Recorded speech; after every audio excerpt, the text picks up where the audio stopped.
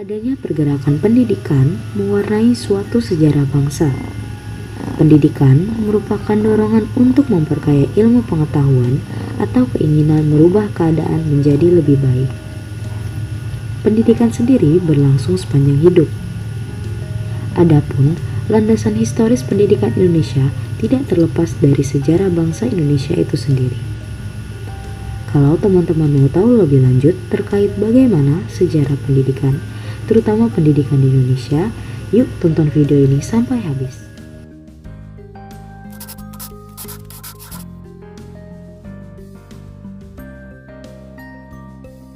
Perjalanan pendidikan di Indonesia memiliki sejarah yang cukup panjang.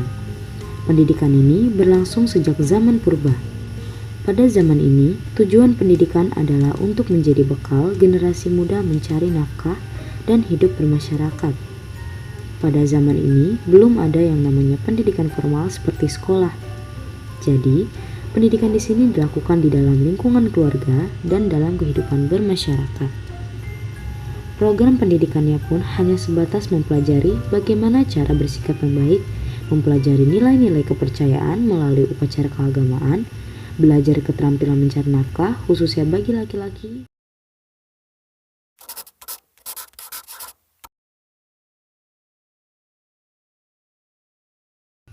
Agama Hindu dan Buddha datang ke Indonesia sekitar abad ke-5 Masehi. Pada zaman ini, pendidikan tidak hanya dilakukan di dalam ruang lingkup keluarga ataupun masyarakat saja, tetapi diselenggarakan juga di dalam sebuah lembaga pendidikan yang disebut dengan perguruan atau paguruan. Di zaman ini, pendidikan bersifat aristokratis. Apa itu aristokratis? Aristokratis berarti pendidikan ini masih bersifat minoritas. Jadi, hanya anak-anak dari kaum kerajaan serta bangsawan yang hanya boleh menempuh pendidikan. Saat itu, kaum Brahmana berperan sebagai guru atau tenaga pendidik bagi anak-anak dari kerajaan ataupun bangsawan. Lalu, bagaimana dengan anak-anak yang berasal dari kalangan bawah? Anak-anak yang berasal dari kalangan bawah masih tetap dapat menerima pendidikan dengan petapa yang menjadi guru ataupun tenaga pendidiknya. Namun, para petapa juga selektif dalam memilih untuk dijadikan sebagai muridnya.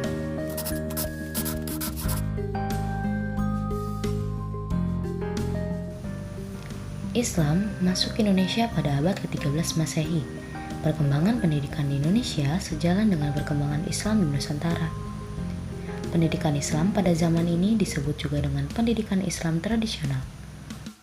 Tujuan dari pendidikan ini adalah untuk beribadah kepada Allah Subhanahu wa taala sesuai dengan ajaran yang disampaikan oleh Rasulullah SAW sekaligus untuk melakukan penyebaran agama Islam di Indonesia.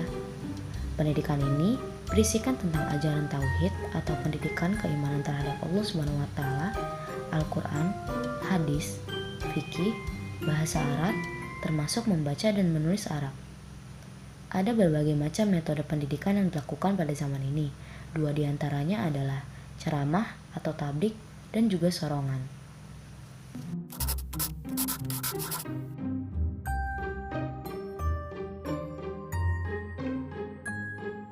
Salah satu tujuan bangsa Eropa adalah untuk menyebarkan agama atau dikenal dengan gospel. Bangsa Portugis memandang pendidikan sebagai media yang ampuh untuk melakukan penyebaran agama Katolik. Hingga pada tahun 1536 didirikanlah sekolah atau seminari di Ternate. Program pendidikannya berisikan pendidikan agama Katolik, membaca, menulis, dan juga berhitung.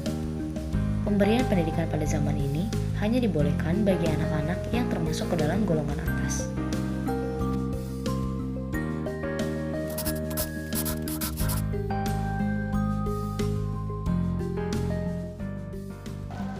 Belanda yang bergabung dalam Badan Perdagangan VOC menganggap bahwa agama Katolik yang disebarkan oleh Portugis perlu digantikan dengan agama Protestan yang dianutnya. Dengan itulah, sekolah-sekolah keagamaan didirikan terutama di daerah yang dulunya telah terpengaruh agama Nasrani atau Katolik oleh Portugis dan juga Spanyol. Sekolah pertama didirikan di Ambon oleh VOC pada tahun 1607. Pembelajaran yang diberikan yaitu membaca, menulis, dan juga sembahyang. Guru pendidik berasal dari Belanda dan mendapat upah. Salah satu alasan tidak ada susunan persekolahan dan gereja di Pulau Jawa karena Pulau Jawa tidak terkena pengaruh Portugis. Pada tahun 1617, sekolah pertama didirikan di Jakarta. 5 tahun kemudian, pada 1622, sekolah itu mempunyai murid 92 anak laki-laki dan juga 45 anak perempuan.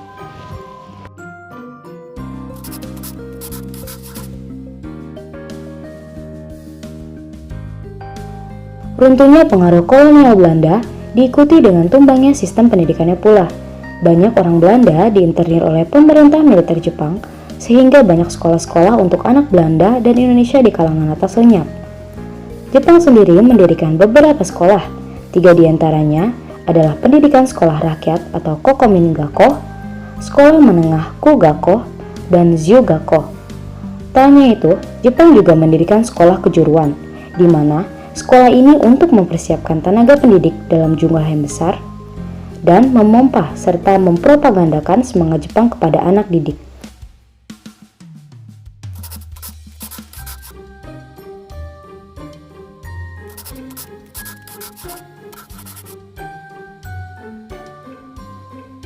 Tokoh pendidik yang berjasa pada masa kolonial Belanda seperti Ki Hajar Dewantara, Muhammad Syafi'i dari INS, dan Mr. Suwandi yang mengganti ejaan bahasa Indonesia yang sebelumnya disusun oleh Van Fusion.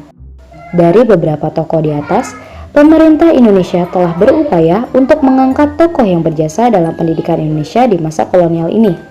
Pada awal pendidikan masa kemerdekaan, pengangkatan Menteri PP dan K. Profesor Dr. Priyono dari Partai Kiri Murba menjadi tanda pengaruh masuknya ideologi kiri di dunia pendidikan.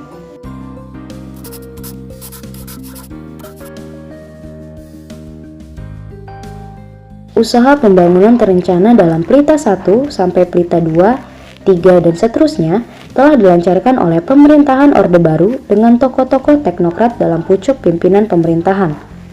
Rencana pendidikan dalam Pelita 1 ini dapat dikembangkan menurut satu rencana dan menyesuaikan keuangan negara. Harga minyak tanah yang melonjak naik pada masa Orde itu berakibat pada keuangan negara yang membengkak. Hal ini menjadi penyebab didirikannya SD Impres, sesuai dengan instruksi Presiden, mengangkat guru-guru dan mencetak buku pelajaran. Hasil dari Pelita 1 dalam bidang pendidikan yaitu telah ditatar lebih dari 10.000 orang guru. 63,5 juta buku SD kelas 1 telah dibagikan, 6.000 gedung SD dibangun, 57.740 orang guru terutama guru SD diangkat, serta 5 proyek pusat pelatihan teknik yaitu di Jakarta, Bandung, Surabaya, Medan, dan Ujung Pandang telah dibangun.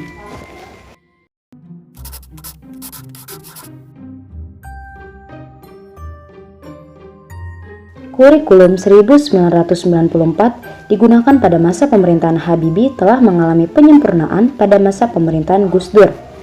Pendidikan pada masa pemerintahan Megawati mengalami perubahan tatanan, antara lain diubahnya kurikulum 1994 ke kurikulum 2000 menjadi kurikulum 2002 setelah disempurnakan, di mana kurikulum ini berbasis kompetensi, yaitu kurikulum dalam orientasinya dalam pendidikan fokus pada 3 aspek utama yang dikembangkan, antara lain aspek afektif, kognitif, dan psikomotorik.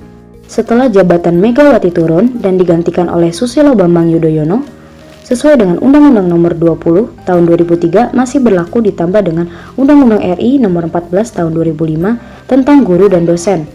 Setelah penetapan undang-undang tersebut disusul dengan pergantian kurikulum KBK menjadi KTSP atau kurikulum tingkat satuan pendidikan berdasarkan Peraturan Perundang-undangan Nomor 19 Tahun 2005 tentang Standar Nasional Pendidikan.